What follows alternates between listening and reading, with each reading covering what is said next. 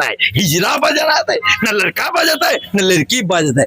अब तो ममता बाबू खेला होगा, हम लोग देखेगा उसको कविता पढ़ के कितना ताली बाजनी। এখন বজ্র লিখন ওনার যারা ভক্ত তে তালি জনগণের দ্বারা নির্বাচিত হয়ে জনগণের টাকা নিয়ে উনি রিল করছেন। সেই শায়নি ঘোষ এখন লাগাও শায়নি এখন বিজেপির কাছে গুড়গুড় করছে, ওনাকে ছেড়ে চলে গেছে। তাই এখন এই মমতা বাবু কবিতা লিখছে, এই কবিতা উনার কিন্তু পশ্চিম বাংলায় আর ওই গ্রন্থাগার মন্ত্রী শিমুল ফুল মাথায় টুপি মুখে দাড়ি মুসলমানের গদ্দার যে আমার বাংলার বুকে মুসলমানদের পেচ্ছাপ করেও একটু উপকার করেনি। মন্ত্রী লাল আলো নীল আলো, যখন মুখ্যমন্ত্রী সময় ছিল না, সময়ের অভাবে উনার প্রতিভা ধামা চাপা ছিল, উনার প্রতিভা পাথর চাপা ছিল, উনার প্রতিভা কুলো চাপা ছিল, উনার প্রতিভা বোরকা চাপা ছিল।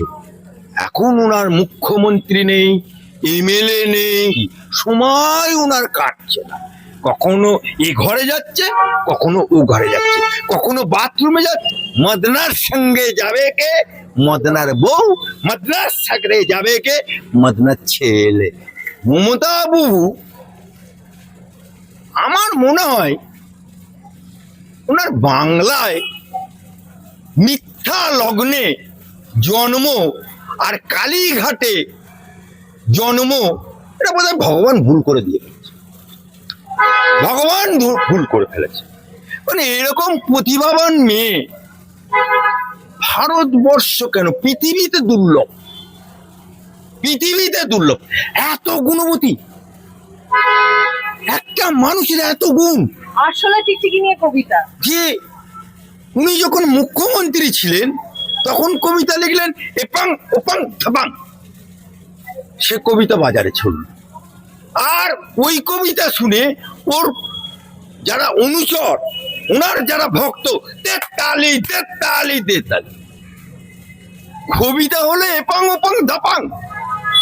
আবার উনি বলছেন আমি ছবি আঁকি, এটাও একটা প্রতিভা, ছবি আঁকছি। সেই ছবি উনি মুখ্যমন্ত্রী থাকালীন কোটি টাকায় বিক্রি হয়ে গেল। মুখ্যমন্ত্রী ছবি এঁকেছে, বিক্রি হলো কোটি টাকায়, আর যে কিনলো সে জেলে গেল। এত প্রতিভান বের। আসলে টিকটিকি। আবার লেট মি ফিনিশ। আবার বজ্র বিদ্যুৎ, বজ্র লিখন না বজ্র বিদ্যুৎ, বর্ষাকালে বজ্র উনি হঠাৎ করে বিপিডি দিয়ে বলেন এই মাত্র বজ্র বিদ্যুৎ আমার বাড়ির কানাচে দিয়ে মনে হলো যেন আমার কানের পাশ দিয়ে চলে গেল। সেটা বৈজ্ঞানিক। এখন মমতা ব্যানার্জির প্রচুর সময়, যখন মুখ্যমন্ত্রী সময় ছিল না, সময়ের অভাবে উনার প্রতিভা ধামা চাপা ছিল, উনার প্রতিভা পাথর চাপা ছিল, উনার প্রতিভা কুলো চাপা ছিল, উনার প্রতিভা বোরকা চাপা ছিল। এখন উনার মুখ্যমন্ত্রী নেই, এমএলএ নেই, এমনকি সভানেত্রীটাও আছে কিনা আল্লাহ পাক জানে। এমনকি উনার দলের সিম্বলটা বিচারাধীন, উনার দলের টাকা ফান্ড বিচারাধীন। শুধু সম্বল বলতে কি, জেলখানায় গেলে বলে সম্বল আমার কম্বল আর ঘটি বাটি। এখন উনার সম্বল অভিষেক ব্যানার্জি, আর অভিষেক ব্যানার্জি সোনা বৌদি, সোনা পাচার করতে গিয়ে যে ধরা পড়েছিল সোনা বৌদি, এরাই উনার সম্বল। আর একটা আছে যে নাকি বলে পিছনে ভ্যান বাজিয়ে 3.5 বছর জেল খেটে খাটার সময় বলে মমতা বাবু চোর, মমতা খালা চোর, 7,500 টাকা সব মমতার বাড়ি। এখন উনার অকুল সময় কাটছে না। রাত কি আর দিন কি আর দুপুর কি, সময় উনার কাটছে না। কখনো এ ঘরে যাচ্ছে, কখনো ও ঘরে যাচ্ছে, কখনো বাথরুমে যাচ্ছে, কখনো আবার উনি আবার রাঁধতে ভালোবাসে, চা করতে ভালোবাসে। দেখেছেন না মুখ্যমন্ত্রী থাকাকালীন হঠাৎ করে চাওলার কাছে দেবে, এই চা কর, হঠাৎ করে উনি তেলে ভাজা ভাজছে। তা এখন উনি ওইসব করতে গিয়ে উনি এখন বজ্র লিখন, বর্ষার সময় বজ্র বিদ্যুৎ হচ্ছে, উনি তার সাথে তাল মিলিয়ে আবার উনার লোকেদেরকে, চোরেদেরকে সব গাপ তুলে নিচ্ছে। আর উনাদের যে এমপি সেই নুসরাত জাহান, সে বলেছিল না ঢাপা ঢাপ, সে হাওয়া হয়ে গেছে।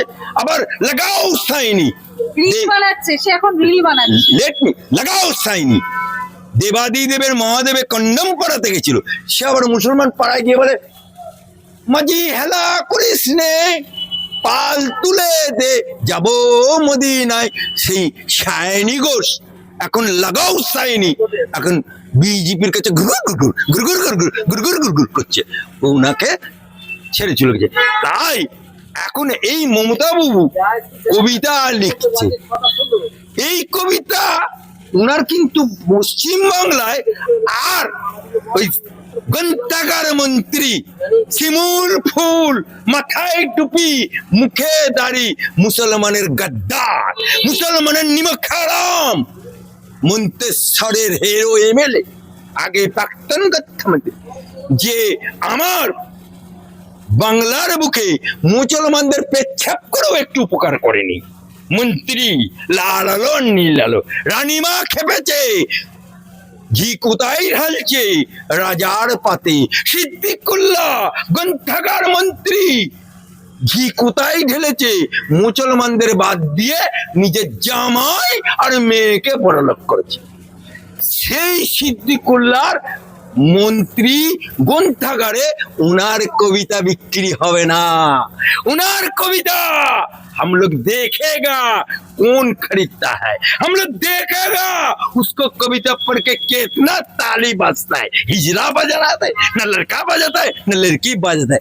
अब तो ममता बाबू खेला होगा, तुम बोला था ना तेरा एक आदमी था, तुम लोग विधानसभा लोकसभा में खड़ा हुआ था, वो मेरा जात का ऊपर खड़ा हुआ था, हार गया, वो बोला था ना खेला হবে খেলাবে। মমতা বাবু, মমতা খালা একটু খেলা হবে বলে কবিতা লেখো না, আমরাও তো দেখতে চাই মমতা বাবুর প্রতিভা কতক্ষণ চলে। সায়নী ঘোষ সংসদের বাইরে দাঁড়িয়ে দৃষ্টি পড়ছে, ঘুরিয়ে ঘুরিয়ে রিল বানাচ্ছে। বাংলায় কথা আছে, নাই কাজ তো খইবাজ, নাই কাজ। একটা সাংসদ বিয়ে মেম্বার অফ পার্লামেন্ট, 7টা বিধানসভা তার আন্ডারে, সাংসদ সে মাইনে পায় মাসিক মিনিমাম কয়েক লক্ষ টাকা। একটা সংসদ অধিবেশনে যোগদান করলে এক্সট্রা অনারিয়াম পায়, গাড়ি পায়, প্লেন পায়, রাজধানী এক্সপ্রেসের টিকিট পায়, টেলিফোন ফ্রি, সিকিউরিটি ফ্রি। তার কর্তব্য কি, যে তার সংসদ এলাকায় মানুষের কষ্ট, মানুষের বেদনা, মানুষের বুকের যন্ত্রণা সংসদে তুলে ধরবে। কিন্তু সে সেটা না করে জনগণের দ্বারা নির্বাচিত হয়ে জনগণের টাকা নিয়ে উনি রিল করছেন।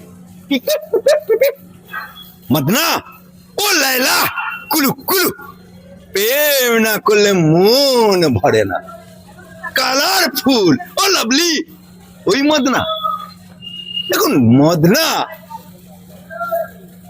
জেল খেটেছে, মদনা জেল খেটেছে, এখন জেলের কি স্যাক ও হারে হারে টের পেয়েছে। কিন্তু যখন জেল খেটেছে তখন ছিল তৃণমূলের আমল, তাই জেলে ছিল কিন্তু রাজার হালে ছিল। কেমন রাজার হলে? জেলে যখন ছিল খাটিয়া তৃণমূলের আমলে। কেন? सरकार में कौन है? ममता बाबू, ममता खाला, ममता आपा, उसी का मदना, उसी सरकार का मदना। इसके लिए तो स्पेशल इंतजाम होगा जेल का नाम पे किया गया। और क्या आ गया, खटिया आ गया, सादा चादर आ गया और पंखा, और ब्रेकफास्ट में ब्रेड रोटी माखन लगा के, दोपहर में वो क्या होता है, मछली का भात, रात में क्या होता है, रोटी, खासी मांसो, कितना कुछ। 4 बजे फल नाश्ता। মদনা, এবারে তোমাকে একা ডাকিনি, সঙ্গে যে যাই ভাগ্নে মদন, মদনার সঙ্গে যাবে কে, মদনার বউ, মদনার সাথে যাবে কে, মদনার ছেলে।